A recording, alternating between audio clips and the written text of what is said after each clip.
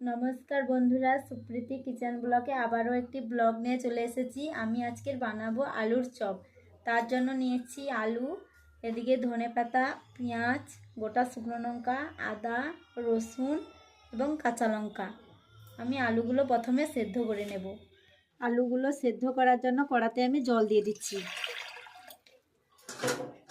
এবং আলুগুলো দিয়ে দিচ্ছি। এবারে ঢাকনা চাপিয়ে সেদ্ধ করে নেব।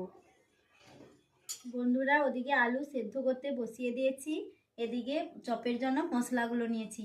হলুদ গুঁড়ো, গোটা জিরে, গোটা গরম মশলা, গোলমরিচ, পেঁয়াজ কুচি, কাঁচা লঙ্কা, আদা এবং ধনেপাতা কুচি। বিস্কিট নিয়েছি, গোটা শুকনো লঙ্কা।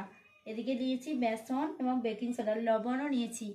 আমি রসুন খেতে নেই বন্ধুরা, রসুন আজ দেবো না। আমি প্রথমে শুকনো লঙ্কাগুলো ভেজে নেব। বন্ধুরা, শুকনো কড়াতে আমি গোটা গরম মশলা, গোটা শুকনো লঙ্কা, জিরে এবং গোলমরিচগুলো ভালো করে ভেজে নিচ্ছি। বন্ধুরা, আমি গোটা মশলাগুলো ভেজে নিয়েছিলাম, আমি শিলেতে গুঁড়ো করে নিচ্ছি। বন্ধুরা, আলুগুলো সেদ্ধ হয়ে গেছে, এবারে ছাড়িয়ে নেব। এদিকে আমি মশলা কষে নিচ্ছি।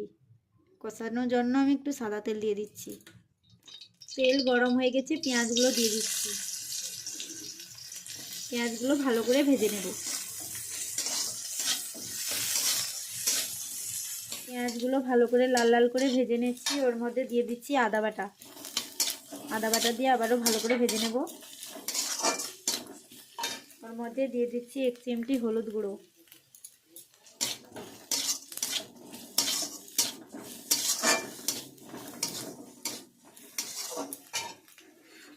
ওর মধ্যে দিয়ে দিচ্ছি কাঁচা লঙ্কা কুচি, ধনেপাতা কুচি। এগুলো ভালো করে আমি কষে নেব। মশলাগুলো ভালো করে ভাজা হয়ে গেছে, ওর মধ্যে ছাড়িয়ে রেখেছিলাম আলুগুলো দিয়ে দেব।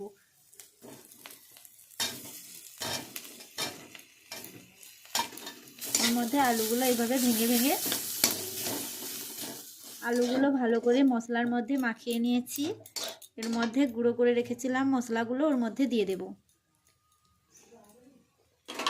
দিয়ে আবারও ভালো করে মাখিয়ে নেব।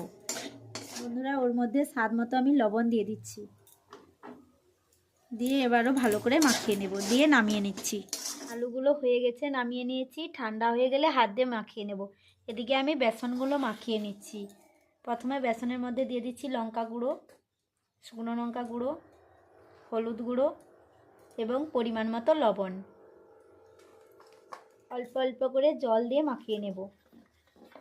বেটারটি আমি ঘনভাবে মাখিয়ে নিয়েছি। বন্ধুরা দেখো, এইভাবে ওর মধ্যে দিয়ে দিচ্ছি 1 চিমটে বেকিং সোডা। এরপরে আমি আবার ভালোভাবে মাখিয়ে নিচ্ছি। বন্ধুরা, আমি চপের জন্য শুকনো বেসন নিয়েছি। ওর মধ্যে আমি বিস্কিটগুলো ভেঙে নেব ভালো করে। বেসনের মধ্যে বিস্কিটগুলো ভালোভাবে মাখিয়ে নিয়েছি। এবারে চপগুলো করে নেব। প্রথমে আমি আলু মাখাগুলো নিয়েছি। এইভাবে হাতে বেসন নিয়ে নিতে হবে, এভাবে ভালো করে গোল করে নিতে হবে। এইভাবে চেপে চেপে চপের সাইজগুলো করে নিতে হবে। আপনারা যেমন খুশি বানাতে পারেন। বন্ধুরা, এই দেখো, আমি চপগুলো এইভাবে আলু মাখাগুলো বানিয়ে নিচ্ছি। বন্ধুরা দেখো, এইভাবে আমি সবগুলো বানিয়ে নিচ্ছি।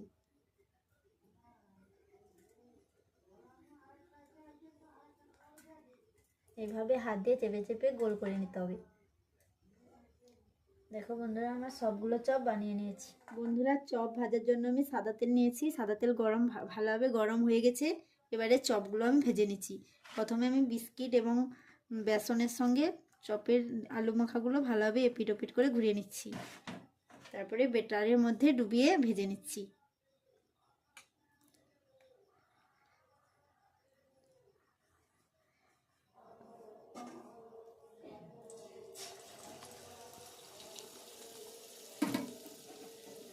বন্ধুরা, এইভাবে সবগুলো চপ ভেজে নেব।